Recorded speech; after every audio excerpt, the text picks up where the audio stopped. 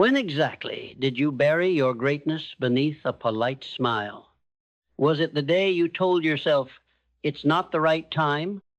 Was it when you watched someone else rise and whispered, maybe success just isn't for me? Or was it far more quiet, more sinister? When you started shrinking your dreams just to fit inside the comfort zone you built with your own fear? You weren't born to get by. You weren't designed to blend in. You are not a background character in someone else's success story. And yet, so many walk around with silent regret stitched into their chest like a badge of false humility, convincing themselves that ambition is arrogance and power is poison. They wait for permission, for signs, for the perfect moment. But if you want to level up, if you want to transform, command, and conquer, you must stop waiting for your breakthrough to arrive and start becoming it, because a breakthrough moment doesn't come wrapped in a bow. It shows up in chaos, in loss, in rejection, in the exact moment the world tries to convince you to quit. And in that moment you choose to be common or to become the storm. Leveling up doesn't start in your wallet, your schedule, or your surroundings. It begins in the war zone between your ears, the battlefield of the mind where champions are made and mediocrity is mass-produced. You think Carnegie built an empire by accident? You think Tesla dared to imagine the future because he had spare time? No. They understood that mindset is not a buzzword. It's your personal operating system. And if it's infected with doubt, excuses, and scarcity, don't expect results. Expect collapse. You can dress like success, speak like success, even pretend you believe in yourself on Instagram. But if your mind is wired for survival, not domination, you will build walls where you need to build bridges. You will defend your limitations like they're sacred. You will play small and call it being realistic. Understand this. The people who change the world aren't smarter than you. They just stop negotiating with fear. They don't try belief, they live it. They don't hope for greatness, they hunt it. And until you do the same, you'll keep orbiting around the life you are meant to live, but never fully enter it. Before you build, you must believe, because belief isn't some fluffy concept for vision boards. It's the invisible contract you sign with your future. Henry Ford once said, whether you think you can or think you can't, you're right. And he was right, because belief bends the rule. It transforms limitation into leverage. It turns obstacles into staircases. But here's the brutal truth. You've been taught to believe in what you see, instead of learning to see what you believe. So you wait for validation, a title, a paycheck, and applause. But the real ones, the builders, the disruptors, the visionaries, they decide they are capable long before the world agrees. They bet on themselves with nothing but fire in their chest and refusal in their spine. They know the world doesn't give you what you deserve. It gives you what you demand. And that demand starts with one thing, unshakable belief. You can have ambition burning in your soul, but if you're running in 20 directions, you're going nowhere fast. Clarity is not just knowing what you want. It's cutting through the noise of what you don't. It's saying no with power. It's drawing a line between activity and alignment. Walt Disney was fired for lack of imagination. He didn't pivot to selling shoes. He doubled down on his vision with frightening clarity. He saw castles before there was land. He saw animation when the world said it'll never work. Clarity makes you lethal, because when you know who you are and where you're going, distractions lose their power. Opinions become background noise. You stop chasing validation and start creating destiny. The vague are always busy, but the clear, they move with force. Here's the truth they never taught you in school. A vision isn't a wish. It's a declaration, a contract, a demand on your future that you will bring to life or die trying. Steve Jobs didn't build Apple because he needed a job. He saw a world that didn't exist yet and refused to rest until he dragged it into reality. That's what vision does. It's not comfortable. It's not safe. It is a sacred burden you carry until it breaks you or builds you, and it will build you. If you protect it, feed it, defend it against doubt, against failure, against your own excuses. But without vision, you're just reacting to life. With vision, you command it. Purpose is not a hobby. It's not a weekend project or a clever caption. Purpose is pain transformed into power. It's what remains when everything else is stripped away. Your titles, your trophies, your followers. Purpose is what wakes you up when comfort seduces you back to sleep. It's the divine pull toward something bigger than your ego and stronger than your fear.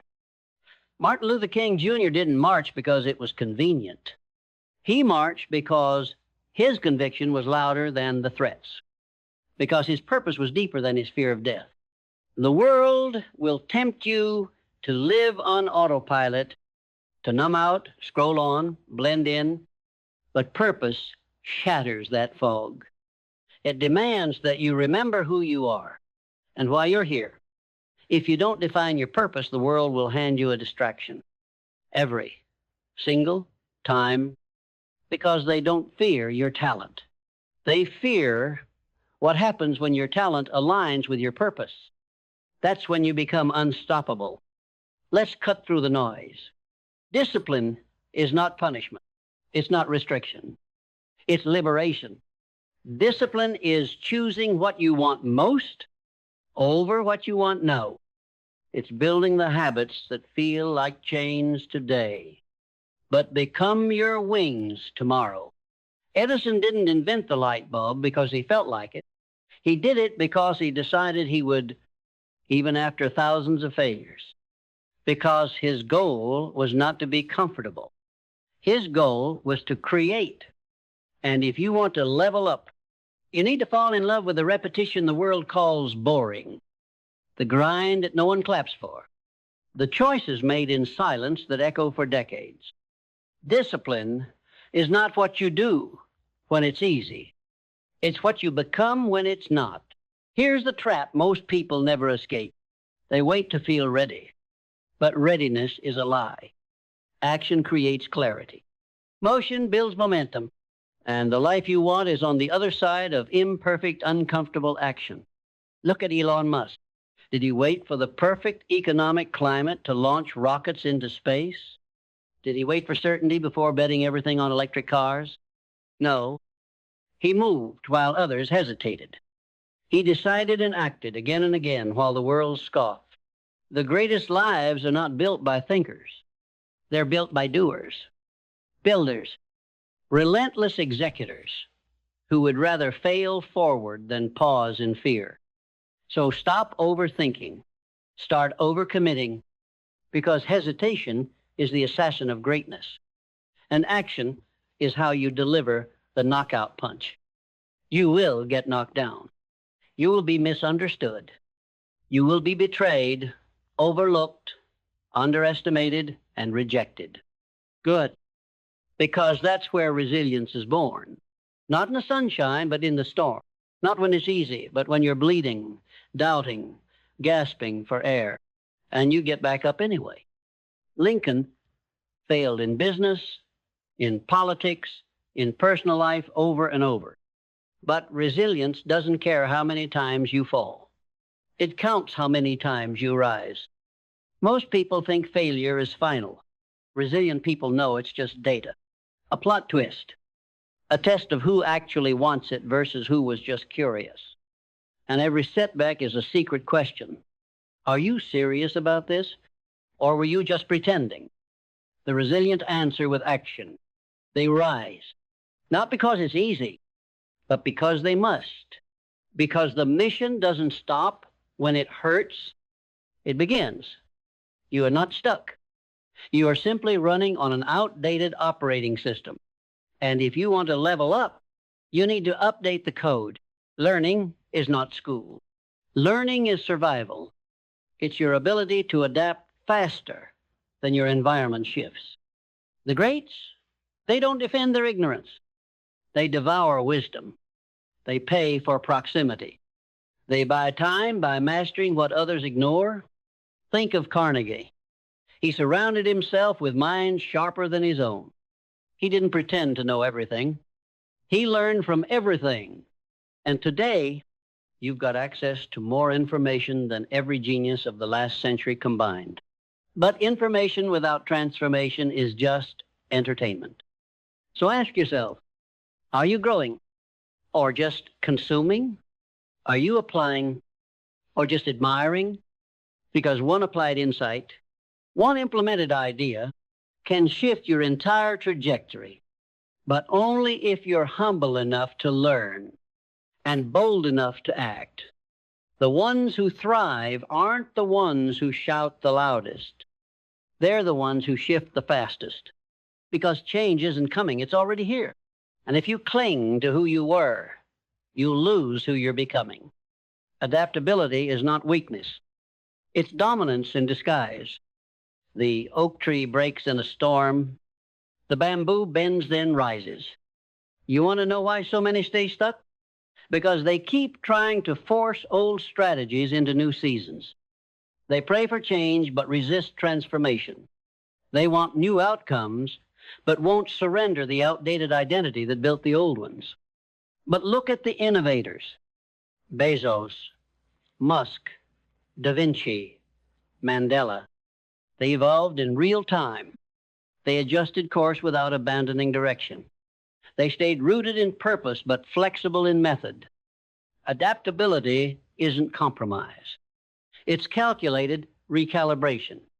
It's saying, I will not quit, but I will pivot until my breakthrough shows up bleeding from effort. Gratitude is not a soft virtue. It's the foundation of power. It's the stillness in the chaos, the clarity in the climb. You can chase your goals with obsession, but if you don't train your soul to be grounded, you'll reach the summit with an empty heart. Gratitude doesn't make you complacent. It makes you anchored. It reminds you that growth is not punishment, it's privilege. The same breath you're using to complain, someone else would give everything just to have it. So while the world chases more, the wise sharpen what they already hold. They bless the mess.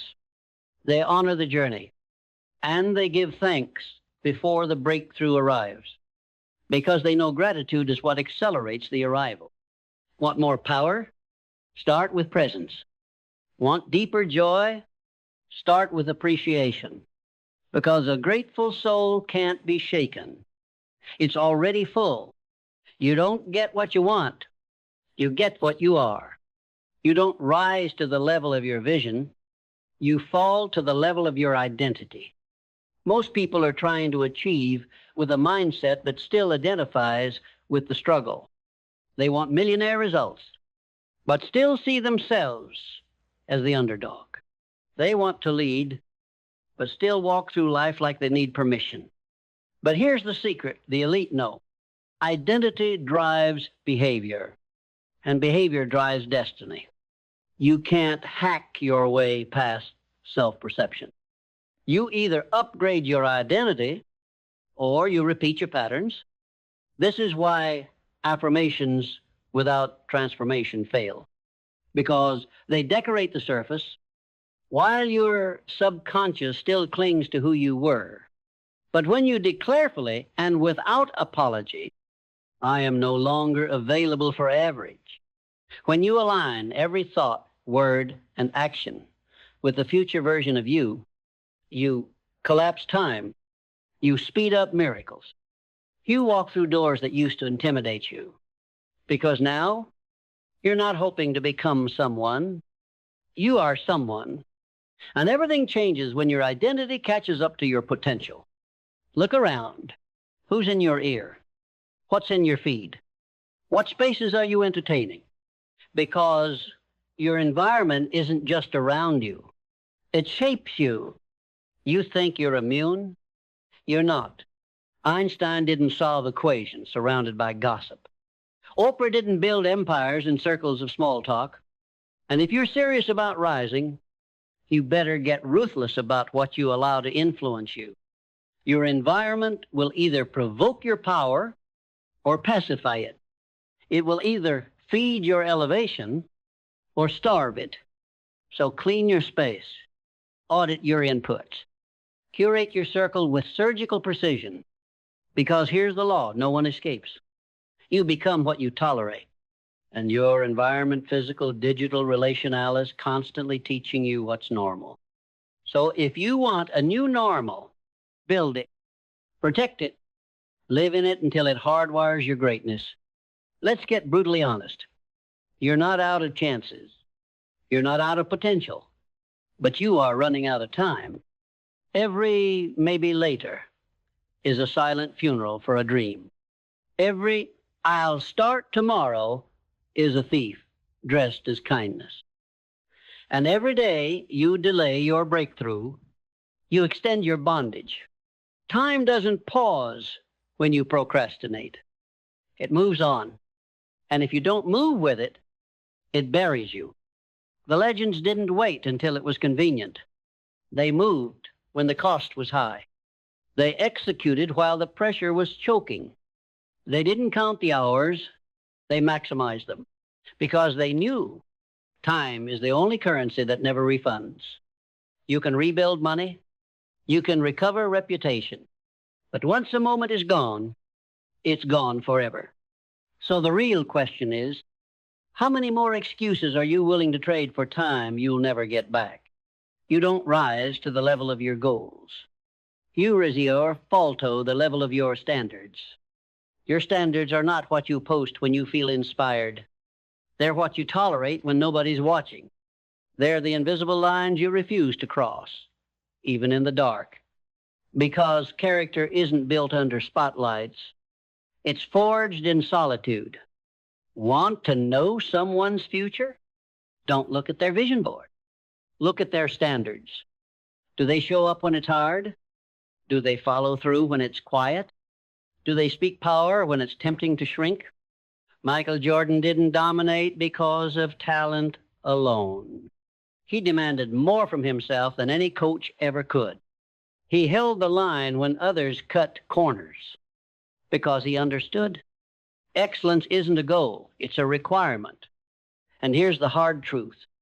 If you constantly negotiate with your standards, don't be surprised when life stops negotiating with your potential. You want transformation. Don't just raise your goals, raise your minimums. The world is designed to steal your focus. Every beep, buzz, ping, swipe, a silent assassin aimed at your destiny. You're not lacking talent. You're drowning in distraction. Focus is the new wealth, the rarest skill in the attention economy. Think about it. How many dreams have died? Not from failure, but from fragmentation. Greatness requires depth. You cannot build legacy in 12-second bursts of dopamine. You need uninterrupted obsession, concentrated firepower on one target until it breaks. Beethoven didn't compose in chaos. He isolated. Jobs didn't invent with tabs open. He simplified. You don't need more apps. You need less noise. You don't need more motivation. You need less mental clutter. So if you want to level up, start by protecting your mind like it's your fortune. Because it is. And what you focus on becomes who you become. Let's stop pretending fear is the problem. Fear is normal. Fear is part of the process. Fear is feedback that you're on the edge of something meaningful. The problem isn't fear.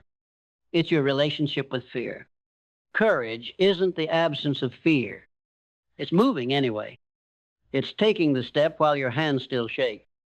It's speaking the truth even when your voice cracks. Rosa Parks didn't wait to be unafraid. She refused to move while afraid, because courage doesn't wait for comfort. It conquers it. You don't build courage by thinking. You build it by doing, by choosing action when everything in you screams retreat.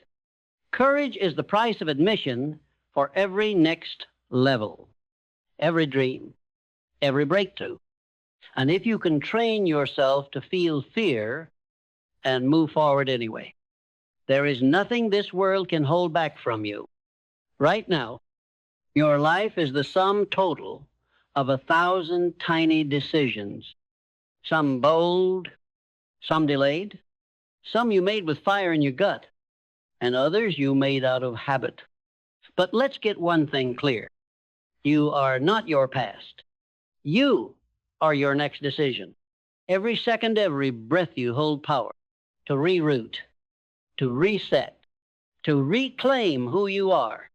I once wrote, indecision is the seedling of fear, and it still is. Because the longer you wait to decide, the more fear builds its case. The more your mind whispers, maybe next year, maybe when I'm ready, maybe when things calm down. But the winners, they decide fast, fully, with zero emotional negotiation. They decide who they are. They decide what they'll build. And they don't look back for permission. Right now, in this moment, you are standing at the threshold. Not someday, not soon. Now, what you decide will decide everything. Let's talk about the kind of strength that doesn't make headlines. Not the flashy kind. Not the one that wins awards or floods your inbox with applause. No. The kind of strength I'm talking about is built in silence. In early mornings when no one sees. And late nights when no one cheers. In the moments you keep showing up. Not because you feel like it, but because you made a promise to the person you're becoming. Muhammad Ali didn't become a legend in the ring. He became a legend when nobody was watching. When he trained in basements, bled in the dark, and said to himself, I am the greatest, long before the world agreed. That's the strength that levels you up. The kind born in friction. The kind born in faith. And here's what they don't tell you. It won't always feel like you're winning. Sometimes growth looks like pain. Sometimes progress looks like patience. Sometimes evolution looks like standing in the fire and saying, I will not break, because you were not made to shatter. You were made to sharpen. Everyone wants results, but almost no one wants the repetition required to get there. We live in a world addicted to new hacks, new methods, new distractions in disguise. But mastery is boring. Mastery is doing the same fundamentals over and over again until your bones remember, until it's not something you do, it's who you are. Tiger Woods didn't practice trick shots. He perfected the basics every day for years. Mozart didn't compose brilliance by accident. He wrote thousands of pieces no one will ever hear, so he could birth the one the world would never forget. So ask yourself, are you committed to mastery? Or are you just addicted to novelty? Because repetition is the architect of transformation. It's the bridge from potential to power. And if you can fall in love with the work, especially when it's dull, lonely, and thankless, you won't just level up, you'll leave everyone else behind. There is a fire inside you, not the kind they gave you, not the kind you borrowed, but the kind that was always there. You know it. You felt it. That quiet rumble when someone doubts you. That sacred rage when you betray yourself. That electric pull when you brush up against your potential and whisper, This is who I really am. The world tries to drown it. Comfort tries to sedate it. Insecurity tries to silence it. But the fire, it never dies. It waits. It waits for the moment you stop apologizing for your hunger. It waits for the day you stop dimming your brilliance to make others comfortable. It waits for you to remember what you were born to become. And once you stop running from it, once you stoke that fire with clarity, with belief, with relentless action, You stop needing external motivation. You become it. They told you not to want it too much. They told you to be balanced, to be reasonable, to be realistic. But nobody builds a dynasty by being well adjusted. Nobody changes the world by playing it cool. You want to level up? You want to own your destiny? Get obsessed. Obsession isn't weakness. It's focus with fire. It's commitment without compromise. It's the sacred intensity that makes average people uncomfortable. Because here's what you must understand.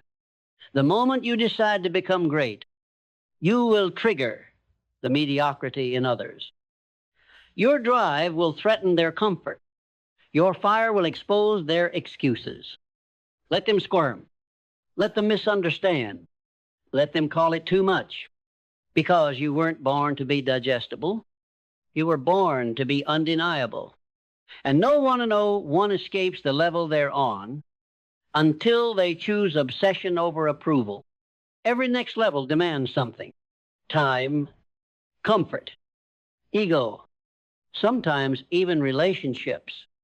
You can't bring everything with you, and you shouldn't. Sacrifice isn't loss. It's alignment. It's trading what matters now for what matters forever. Abraham Lincoln sacrificed popularity to fight for unity. Jobs sacrificed acceptance to build insane perfection. They didn't just pay the price. They honored it. And you say you want the top. But are you willing to give up the version of you that's not built for it?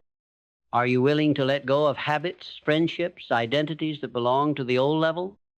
Because the gate won't open until you prove. Not with words, but with what you're willing to release. Every legend is forged in the flames of sacrifice. Every breakthrough is purchased with pain. You want it? Earn it. Faith is not a wish. It's not a feel-good mantra or a convenient fallback when logic fails. Faith is the weapon of the uncommon. It's the bridge you walk across before you can see the other side. Most people want confirmation first. They want sign. They want reassurance. They want evidence that it'll work out before they move. But faith doesn't wait for the lights to turn green. Faith drives through the fog. It's the refusal to bow to fear, even when doubt stands at the door wearing a suit and carrying facts. Think of Helen Keller. No sight, no sound, no obvious path forward. But she didn't need 5 senses. She had one unbreakable force, faith. Faith in a future the world could not see. Faith in her ability to reach it anyway. And if you want to level up, if you want to stand where others never will, you need faith so loud.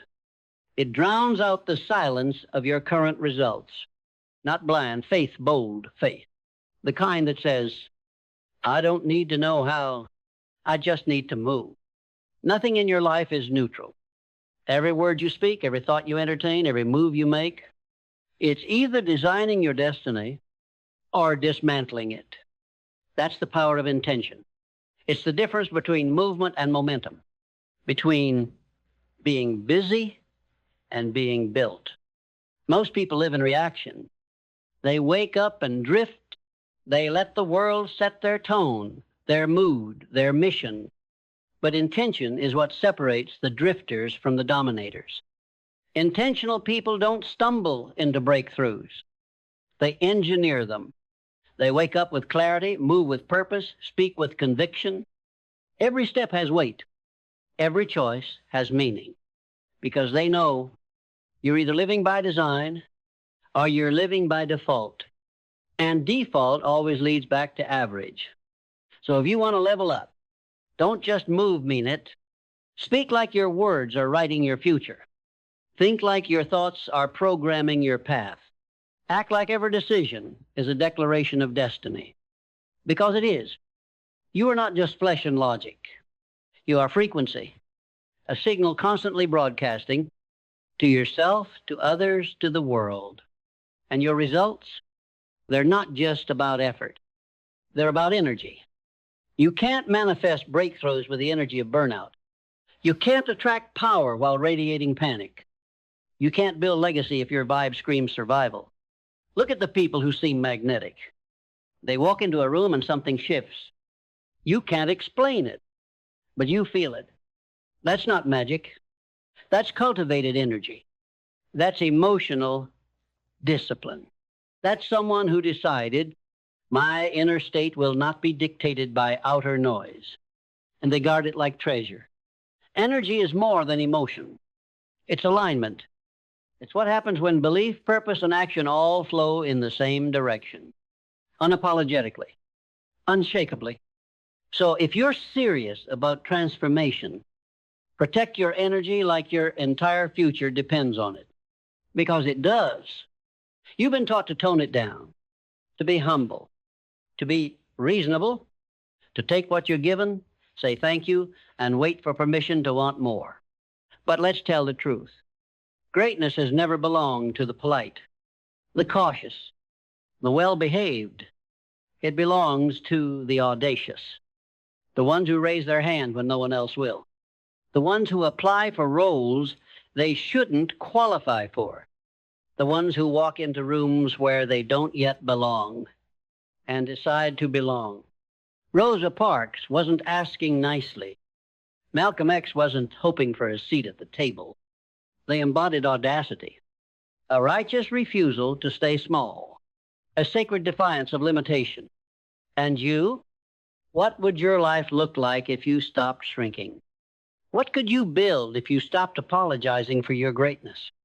What if you unleashed the version of you that never asked, is this too much? But instead declared, this is not enough, because no one hands you the next level. You take it. And that first step is audacity. The world will beg you to be balanced, to be realistic, to set goals that are achievable. But here's what they don't understand. Every revolution, every innovation, every extraordinary transformation was birthed by someone unreasonable. Colonel Sanders was 65 when he started franchising KFC. Unreasonable. Oprah broke every mold of what media should be. Unreasonable.